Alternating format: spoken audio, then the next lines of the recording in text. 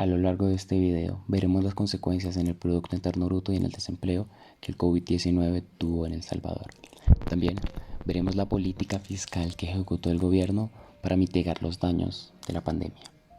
El Salvador, al igual que el resto del mundo, se ve afectado por la propagación del virus a principios de 2020.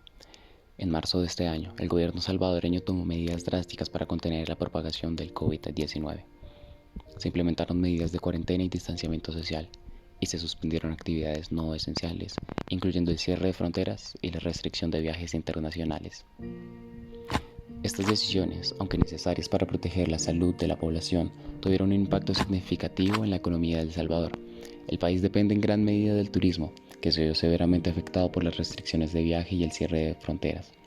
Además, las empresas locales se enfrentaron a dificultades para operar y muchos empleados perdieron sus trabajos.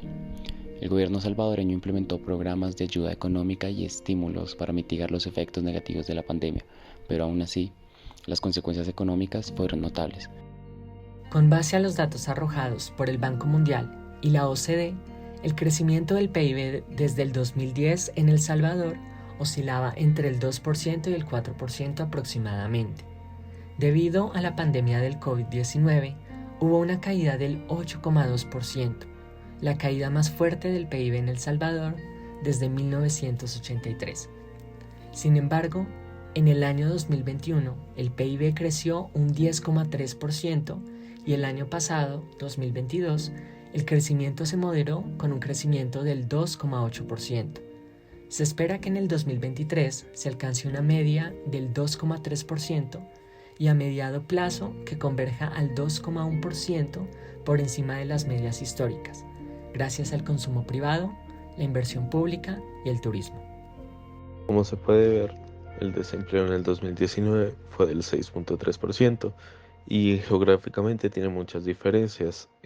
La diferencia entre la zona urbana y la rural es de 0,7 puntos porcentuales. También está muy marcado el desempleo entre los hombres y las mujeres, con la diferencia de 1,6 porcentuales. Mayor el desempleo de los hombres que el de las mujeres. En los rangos de edad también, entre más jóvenes son, mayor es el desempleo. También geográficamente se muestra en los distintos departamentos, en donde está más bajo es en Chalatenango y en San Miguel, con un 4,8 y 5,2 respectivamente, y donde mayor es el desempleo es en San Vicente y en Cabañas. A causa del COVID-19, en el 2021 la tasa de desempleo de El Salvador fue del 6,3%. Al incluir la variable sexual al análisis no se presentan diferencias, ya que la tasa de desempleo entre los hombres y mujeres son iguales. Por rangos de edad se observa que el desempleo en jóvenes de 16 a 24 años es del 14%. En las personas de 25 a 59 años es de 4,6%, mientras que en los mayores de 59 años es de 5,1%. Geográficamente se observa que la tasa de desempleo se comporta de manera distinta entre los diversos departamentos del país.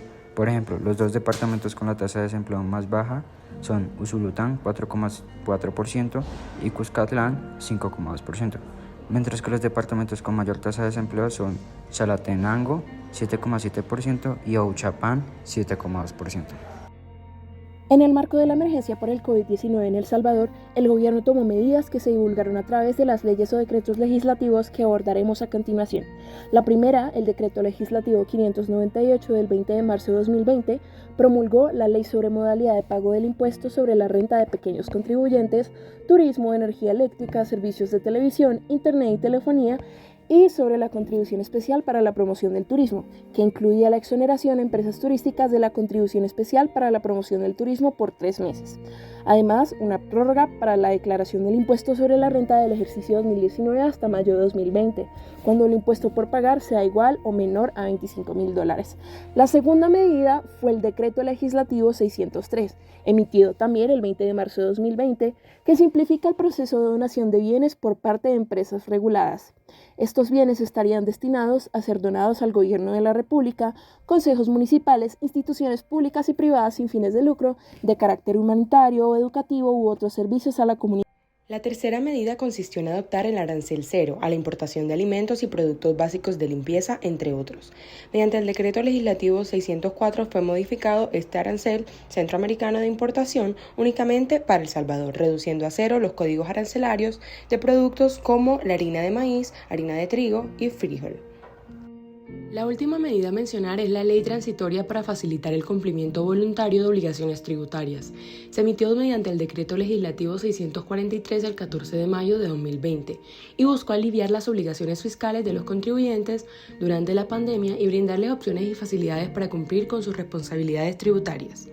Otras medidas claves de gasto e impuestos incluyeron un aumento salarial de $150 para todos los empleados del Ministerio de Salud e instituciones públicas afectadas por el COVID-19, un subsidio único de $300 aproximadamente al 75% de todos los hogares, la distribución de 2.7 canastas de alimentos a familias afectadas por un valor de $56 cada una y un aplazamiento de 3 meses de los pagos de servicios públicos.